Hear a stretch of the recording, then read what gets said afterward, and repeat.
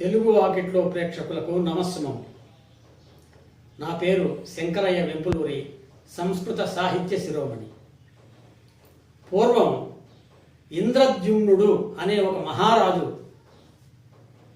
గొప్ప విష్ణు భక్తుడు, చాలా కాలమును రాజ్యమును పరిపాలించి వృద్ధాప్యము సమీపించేసరికి తన పుత్రునికి రాజ్యమునిచ్చి తన రాజ్యభారాన్ని తన పుత్రుని భుజముపై పెట్టి తాను వానప్రస్థాశ్రమమునకు వెళ్ళి విష్ణు కీర్తనములతో విష్ణు పూజతో కాలము గడుపవలనని శేష జీవితమును నిశ్చయించుకొని బయలుదేరి వానప్రస్థాశ్రమానికి వెళ్ళాడు. వానప్రస్థాశ్రమం అంటే సంసారిగా ఉండి చివరిలో శేష జీవిత కాలాన్ని దైవభక్తితో దైవ చింతనతో అలా గడిపేసి దైవంలో లీనమై మనసును లీనం చేయడమే వానప్రస్థం. వానప్రస్థం అంటే వనప్రస్థం, వనంలోకి వెళ్ళడం. అంటే నగరంలోని ఈ గలబాకంతా గందరగోళానికన్నా దూరంగా వెళ్ళి కొంచెం అరణ్య ప్రాంతంలో మరీ లోపల కాకుండా అక్కడ జీవిస్తూ పూర్వం వానప్రస్థం అనేవాళ్ళు ఇప్పుడు కూడా చాలామంది అలా గృహస్థులు చేస్తూ ఉంటారు. ఈ వానప్రస్థాశ్రమానికి వెళ్ళి అడవిలో ప్రతిరోజు ఆ విష్ణుదేవుని యొక్క ప్రతిమను పెట్టుకుని ఆకారం లేకుంటే భగవంతుని ఎలా పూజించాలి, ఎలా ధ్యానించాలి, ఎలా స్మరించాలి. కాబట్టి ఆకారాన్ని దాటిపోయిన జ్ఞానంలో నిరాకారుణ్ణి పూజించడం ప్రారంభంలో ఎవరికైనా కష్టమే. ఒక ఆకారం, ఒక అవతారం, ఆ అవతారమూర్తిని అర్చించడం, అలా క్రమంగా భక్తి మెట్టు సోపాన క్రమంగా వెళ్ళి ఆకారానికి అతీతంగా నామరూపాలకు అతీతమైనటువంటి శక్తిని, దివ్య శక్తిని, ఆ దైవ శక్తిని, నామరూపాలే ఆధారం మనం పట్టుకోవడానికి. కాబట్టి ప్రారంభంలో అలా పట్టుకుంటూ వెళ్ళి భక్తి జ్ఞానాలు రెండు మోక్షద్వారం వద్ద కలుస్తాయి. కాబట్టి భక్తి అంటే ఏదో కాదు, పరమాత్మ భావంలో భక్తి ఉండాలి. భక్తి చేస్తే ఏమొస్తుంది? ఏదో రాదు, భగవంతుని దయ అనుగ్రహం. భక్తి ద్వారా మనకు ఫలం అందేది భగవంతుని దయ అనుగ్రహం కావాలి కదా. మహామహులంతా, మహారాక్షసులంతా, రావణాసురుడు, హిరణ్యాక్షుడు, ఇలాంటి వాళ్ళంతా చాలా గొప్ప భక్తుల్లా కనిపిస్తుంటారు మనకు. వాళ్ళు భక్తి ఉంది కానీ పరిమితంగా ఉంది వాళ్ళలో భక్తి. అంటే వాళ్ళ భావంలో దైవం లేడు. పూర్తిగా నాకు దైవం కావాలని వాడు తపస్సు చేయలేదు అనమాట. వాళ్ళకి ఏవేవో కావాలి కాబట్టి ఆ దైవం ప్రత్యక్షమయ్యాక అవి కోరుకున్నారు, అవి ఇచ్చాడు దేవుడు. నువ్వే కావాల్సినావు అంటే ఇవాడ ఆయన రాడా? అది రావణాసురుడు తపస్సు చేశాడు, నాకు ఈ విధంగా సాగబడదు అన్నాడు, నాకు బొడ్డులో అమృత కలిసి అన్నాడు, ఇచ్చాడు. ఇప్పుడు చూడు, ఈయన ఇట్లాగే వాళ్ళు దైవమే కావాలనే భక్తితో మనం ఈ సాధనలు, కీర్తనలు, పూజలు, ధ్యానాలు, యోగాలు, మహాయజ్ఞాలు చేస్తే దైవం లభిస్తాడు. లేదు నాకు అది కావాలి, ఆ ధనం కావాలి, ఆ పదవి కావాలి, ఈ విధంగా రావాలి, కీర్తి రావాలి, ప్రతిష్ట రావాలి, సంతానం వృద్ధి చెందాలంటే అదే ఉంది. అదనమాట. దైవభావం ఉంచి దానమో ధర్మమో మనం చేస్తే దైవానుగ్రహం పూర్ణముగా ఉండను. దైవం లభిస్తుందంటే దైవానుగ్రహం పూర్ణంగా ఉంటుంది అని భావం. ఈయన రోజు పూజ చేస్తూ ఉన్నాడు. రోజు విష్ణు సహస్రనామం అవలేళ్ళగా వాళ్ళకి వచ్చేసి ఉంటుంది. చేస్తూ బాగానే ఉండి రోజు పూజ చేసేవాడు. నియమంగా పూజ చేసే సమయంలో పూజ, ధ్యానం చేసే సమయంలో ధ్యాన సాధనలు అనేకం ఉన్నాయి. ఏ సాధన ముఖ్యం? పూజ ముఖ్యమా, ధ్యానం ముఖ్యమా, యోగా ముఖ్యమా, లేకపోతే ఏమి చేయకుండా గమ్మును కూర్చొని కళ్ళు మూసుకోవడం ముఖ్యమా? ఇన్ని అంటుంటారు కదా. ఏది ముఖ్యం? చెట్టు పై నుంచి పడిపోతూ మనం పతనం అయిపోకుండా ఉండడానికి ఏదో కొమ్మ పట్టుకోవడం ముఖ్యం. కాబట్టి భగవంతుని భక్తిని వృద్ధి చేసుకోవడానికి ఏదో ఒక సాధనను సాధించవలను, లేదా ఆ సాధన కొన్నాళ్ళకు నీకు బోరు కొడితే వేరొక సాధన చేయవలను. అట్లా లోకో భిన్నం చేయి. కాబట్టి ఈయన పూజలో లీనమైపోయి పూజ చేస్తూ ఉన్నాడు. రోజు ఆ తులసి ఆకులు అవి తీసుకొచ్చే రోజు ఒకరోజు ఇలా పూజ చేస్తున్నాడు ప్రతిమకి, శ్రీమన్నారాయణుని ప్రతిమకు. వచ్చాడు దుర్వాసుడు, అటు చూశాడు ఇతను. ఇంకొన్ని 2-3 శ్లోకాలు ఉన్నాయి. అయిపోయిన తర్వాత పూజ ఆపకూడదు మధ్యలో. కాబట్టి ఆ 2-3 శ్లోకాలు అయ్యి చివరి శ్లోకం చెప్పి లోపల ఓం శాంతి శాంతి అన్నప్పుడు ఆయన కోపం వచ్చేసింది. శాంతి పోయింది ఆయనకు, అశాంతి. రాయ్ మహారాజా, నీవు మదాంధుడవై మనమెక్కిన వాడివై ఇలా నన్ను చూచి లేచి వెంటనే నమస్కరించక నువ్వు అహంకారంతో నన్ను అవమానించావు. నువ్వు మదొకటే, నువ్వు అయిపో అని చెప్పి వెళ్ళిపోతాను అన్నాడు. ఇక స్వామి ఇంకేం స్వామి వెళ్ళిపోయాడు. వెనుక అయిపోయాడు. గజేంద్రుడు అయ్యాడు. అంటే పెద్ద ఏనుగు అయిపోయింది, గజరాజు. ఈ రాజు గజరాజు అయ్యాడు, ఇంద్రజిమ్నుడు అనే రాజు. అలా అరణ్యంలో జీవిస్తున్నాడు ఏనుగుల్లో. కానీ ఏనుగు జన్మగా మారినా ఆ పూజ మాత్రం మార్చలే. ఆ ప్రతిమను శ్రీమన్నారాయణ ప్రతిమ ఉందే జాగ్రత్త పరిచి దానికి రోజు ఆ తులసి దళాలు ఇలాంటి అక్కడ ఉన్నటువంటి ఆ వివిధ కుసుమాలు ఆ జలం తీసుకొచ్చి అభిషేకించడం చేస్తూనే ఉన్నాడు. చేస్తుంటే ఒకనాటి గ్రీష్మకాలంలో ఎండలు భగభగమంటున్నాయి, నాలుకలు పీక్కపోతున్నాయి జంతువులన్నింటికి. ఏనుగులకి నీళ్ళు ఎక్కడుంటే తెలుసు వాటికి. వర్షం వచ్చేది, అనేక జంతువులకు వర్షం రావడం తెలుస్తుంది. నీళ్ళు ఎక్కడున్నా ఏనుగులకి ఎన్నో మైళ్ళ దూరంలో ఉన్నట్టు దాని పాదాల ద్వారా తెలుసుకుంటుందట. ఏదో ఎంత చూడండి, జంతు శాస్త్రం వాడికి తెలుస్తుంది బాగా. ఇది ఏ దిక్కున నీళ్లున్నాయని వెతుక్కుంటూ ఏనుగు పోతూ ఉంటే అన్ని ఏనుగు దీన్ని వెంబడిస్తూ ఉన్నాయి. పోతే ఒక నిర్మలమైన సరస్సు ఉంది అక్కడ, కొబ్బరి నీళ్ళలా ఉన్నాయి నీళ్లు. వెళ్ళి అన్నీ దిగాయి, ఇది కూడా దిగింది. దిగి నీళ్లు బాగా కడుమండ తాగుతూ ఉంటే ఈ కోలాహలానికి, ఏనుగుల కోలాహలానికి ఆ మడుగులో ఒక మకరం, ఒక మొసలి జీవిస్తూ ఉంది. అయ్యా, ఆ మొసలి పూర్వకథ ఏమిటంటే, వాడొక గంధర్వుడు, వెధవ గర్వం కలిగిన గంధర్వుడు. వాడు ఒకనాడు వారికి 2-3 భార్యలు, వాళ్ళకి ఎంతమంది అయినా ఉండొచ్చు కదా, వాళ్ళతో వనవిహారం వచ్చి భూలోకానికి ఈ సరస్సు సమీపంలో దిగి జలక్రీడలు ఆడుతున్నారు.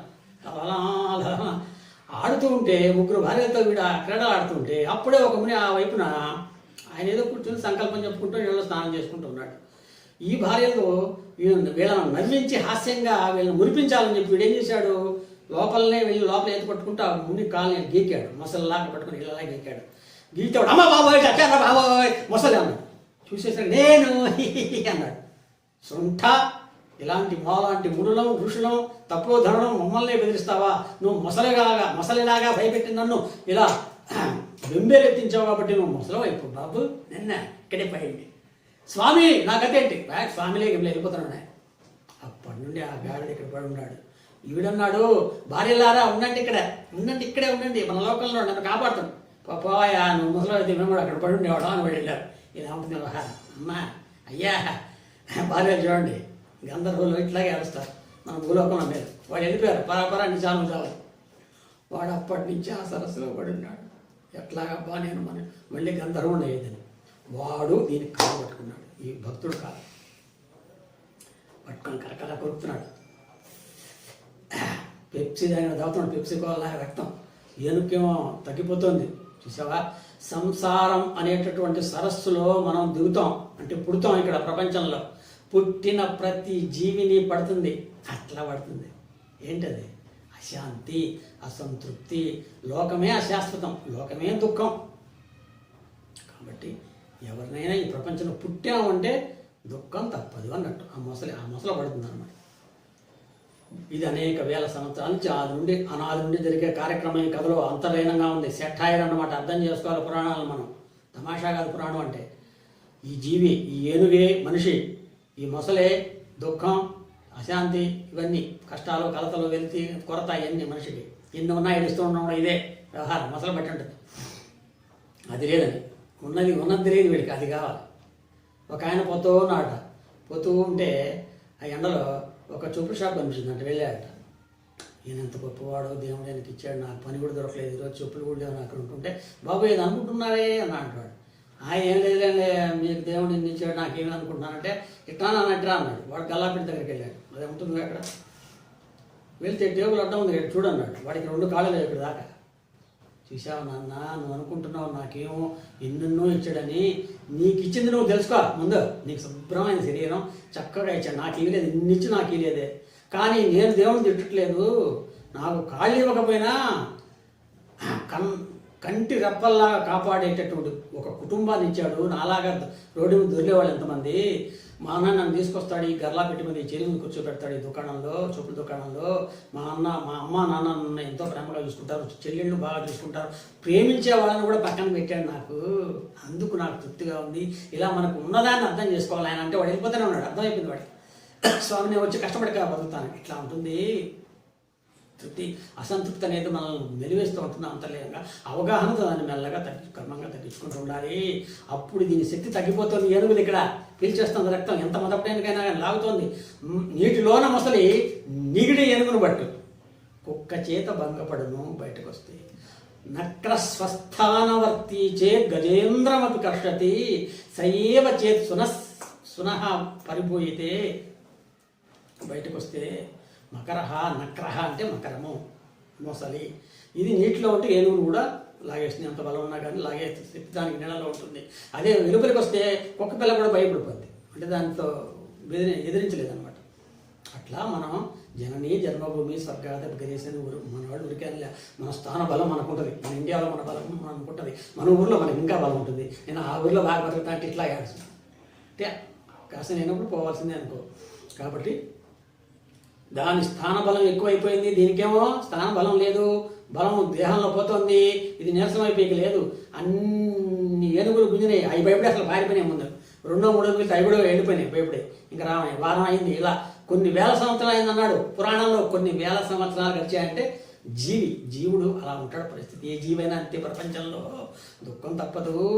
అప్పుడు దుఃఖంలో కూడా, దుఃఖాల్లో, బాధల్లో, కష్టాల్లో కూడా దేవుడు గుర్తురా. కొంతమందికి గుర్తురా అంటే బ్రతుకును బాగు చేసుకోవాలి, వెలుగుదారిలో నడవాలని అనేటటువంటి అసలు సంకల్పమే రాదు. ఇంకా విధంగా బతుకుతారు కష్టాల్లో కూడా. అప్పుడు కష్టాల్లో కూడా మంచిని గుర్తు రాకపోతే, దైవం గుర్తు రాకపోతే అంటే మంచితనం, మంచి దారి గుర్తు రాకపోతే ఇంక నువ్వు బాగుపడేదిలా. బాగుపడే దారి బాధల్లో కూడా గుర్తు రాకపోతే నిన్నెవడు బాగు చేసేది ప్రపంచంలో. కాబట్టి కష్టాల్లో అందరికీ గుర్తురాడు భగవంతుడు. ఏమో కొంతమందికి గుర్తొస్తాడేమో. కష్టాల్లో కమనీయమైన దారి కనిపించేది కొందరికే, కష్టాల్లో కన్నీళ్లల్లో కమనీయమైనట్టు కమలనాభుడు కనిపించాడు ఆయనకు. ఇంకా లాభం లేదని చెప్పి ఆ గజేంద్రుడు లావక్కింతయు లేదు. పద్యం తెలుసుగా మనకు, మీ అందరికీ తెలిసిందే. లావక్కింతయు లేదు ప్రాణం గుల్డస్యన్ శ్రమం బయ్యడిన అనే పద్యం పాడింది. అలాగా శ్రీమన్నారాయణుడు అక్కడట వైకుంఠపురంలో ఆయన బెడ్ మీద పడుకున్నాడు. ఎక్కడో అలా వైకుంఠపురములో నగరిలో ఆమూల సౌధంబు లోపల వనాంతరామృత ప్రాంతేందు అనే ఆ పద్యంలో లోపల ఎక్కడో ఆయన పెద్ద బంగాళాలో జమీందారులో ఒక్కొక్క రూమ్ తీసుకుంటూ పోయి ఆయన పర్సనల్ రూమ్లో లక్ష్మీదేవి ఆయన ఉండేటటువంటి బెడ్రూమ్లో ఉంటే ఈ అర్ధనాదం విని పరిగెడతా ఉన్నాడు గోచుడు పోయినా. కానీ లక్ష్మీదేవి ఏమండి ఏంటి ఎక్కడికి పోతున్నారు, ఏంటి చెప్పివ్వండి, కనీసం పోయేటప్పుడు కొంచెం మెసేజ్ అన్న పెట్టండి అంటే ఫోన్ మర్చిపోయాడు, అన్ని మర్చిపోతానే ఉన్నాడు. వెనకాల విష్ణు చక్రం, ఈ గద శంఖ చక్రాలు పరిగెత్తున్నాయి. గరుత్మంతుడు రెడీగా ఉన్నాడు బయట. ఆయన గరుత్మంతుడు కూడా కలలే, గరుత్మంతుడు మధ్యలో వచ్చి ఎక్కించుకున్నాడు. విష్ణు వెనక లక్ష్మి పరిగెత్తుంది, ఏమొచ్చింది, ఆ లోకాలు ఏమన్నా అయిపోయినాయని చెప్పి. అప్పుడు అక్కడికి వచ్చి గజేంద్రుడు రక్షించడానికి వచ్చి విష్ణు చక్రాన్ని వదిలాడు. వెళ్ళి దాని శిరస్సును ఖండించేసింది, మకరం శిరస్సుని. ఎప్పుడైతే సుదర్శన చక్రం యొక్క స్పర్శ తగిలిందో మకరానికి గంధర్వుడైపోయి నారాయణ అఖిల గురువు భగవాన్ నమస్తే అని చెప్పి ఆయన పొగిడి ఆయన లోకానికి వెళ్ళిపోయాడు. ఈ గజేంద్రుడు జ్యోతి స్వరూపంగా మారి ఆ పరమాత్మలో ఐక్యమైపోయాడు. ఇదే గజేంద్ర మోక్షం, ముక్తి, దుఃఖ విముక్తి. ముక్తి అనేది మానవుడికి సుఖం దుఃఖం రెండు తెలుస్తున్నాయి లేదా మనకు. అప్పుడు నా మనసు ఎంత ఆనందమైందో, ఇప్పుడు ఏమంత బాగాలే, రేపు ఎలా ఉంటుందో. అంటే సుఖ దుఃఖాలు రెండు తెలుసుకునేవాళ్ళం మనం. మనకై ఉండొచ్చు కానీ మనమయ్యా సుఖం కాదు దుఃఖం కాదు. ఇట్లా రాగద్వేషాలు ఉండొచ్చు మనకు, కానీ మనం రాగం కాదు ద్వేషం కాదు. ఎందుకని ఉన్నాయని తెలుస్తూనే ఉంది. ద్వేషం ఉంది, మనలో ప్రేమ ఉంది, రెండు మనలో ఉన్నాయి, మనకున్నాయి, కానీ అవి మనంగా. ఇది వేదాంత టెక్నిక్, ఫిలాసఫీ, టీచింగ్ టెక్నిక్ ఋషులు పెట్టింది మనకు. కాబట్టి అవి మనం కామనేది ఎప్పుడైతే మనకు బాగా అర్థమైందో అవి మనల్ని అప్పుడప్పుడు మనల్ని ఏడిపిస్తూ ఉన్నా కోపం వరకే రాదు. దుర్వాసకు వచ్చింది, రమ్మంటే రాదు. ఇప్పుడు రమ్మను, నా కోపం వస్తే రాదు, ఏమన్నా గిల్కి వస్తుంది నాకు. అంటే కోపం ఊరికే రాదు ఎవరికి. కాసేపు కోపం అంటే ఎవడో పడలేడు. ఆ సందర్భంలో, ఆ ఆహారంలో ఆ ప్రతిచర్య జరిగిపోద్ది అంతే. అట్లా ఆ దుర్వాసుడు కోపం కూడా మేలైంది. ఋషుల కోపాలన్నీ మేలే జరుగుతాయి. చూడండి, ఈయనకు మోక్షం వచ్చిందా? మోక్షము అంటే సదా మనం ఆనంద స్వరూపులమే. మన వేదాంతం ఏం చెప్తుందంటే నువ్వు ఆనంద స్వరూపుడివే నాయన అంటుంది. శాస్త్రం నీకు సుఖాన్ని ఇస్తా, ఆనందాన్ని ఇస్తా, సంతృప్తినిస్తా అనదు. అది గమ్మత్తు ఏంటంటే మన శాస్త్రం ఏం చెప్పుద్దంటే నాయన నీకు ఇచ్చేది కాదు, ఎందుకంటే ఇంతకు ముందు లేకుండా ఇప్పుడు ఇస్తే రేపు లేనిది అది పరిమితం అయిపోద్ది. ఆల్రెడీ నువ్వు ఆనంద స్వరూపుడివే, నీ స్వభావం ఆనందమే. ఎవడైనా దుఃఖంగా ఉండాలి, ఎవడు అనుకోడు ప్రపంచంలో నేను ఆనందంగా ఉండాలనుకుంటా. తక్కువ దుఃఖంగా ఉండాలనుకుంటాడు, కానీ తన స్వభావం శాంతే, ఆనందమే. కాబట్టి నేను ప్రత్యేకంగా ఇచ్చేది లేదు. నీకు కావాల్సింది ఇప్పుడు దానికి సంబంధించిన జ్ఞానమే, దైవభక్తే. దేవుడు సదా సిద్ధమే, సుప్రసిద్ధమే. మనం సదా అంతటా వ్యాపించున్నాడు, లోపల ఉన్నాడు, బయట ఉన్నాడు. కానీ భక్తి ఏది? భక్తి ఏదయా? భక్తి ఏది? జ్ఞానమే. జ్ఞానం ఉన్నాగా చాలదు, అహంకారం వచ్చేస్తుంది. నాకు అన్నీ తెలుసు, నాకు అన్ని శాస్త్రాలు చిన్నొచ్చు, నాకు భగవద్గీత వచ్చు అంటాం కదా. భక్తి ఉండాలి, ఎంత వస్తే అలా. దైవభక్తి ఉంటే అప్పుడు కొంచెం వినయం ఉండి, అంటే భక్తి జ్ఞానాలను రెండు. మనకు భక్తి జ్ఞానం రెండు లేకపోవచ్చు. ఉన్నవాళ్ళ దగ్గరికి వెళ్ళి ఏమి తెలియకపోయినా మంచి దారి, వెలుగుదారి తెలిసిన వాళ్ళను వెళ్ళి వాళ్ళ అడుగులు చూస్తూ పోవడమే అనుభవము. ఇదే గజేంద్ర మోక్షము. మళ్ళీ ఇంకోసారి ఇటువంటి భక్తుల కథలతో కలుసుకుందాం. నమస్కారం.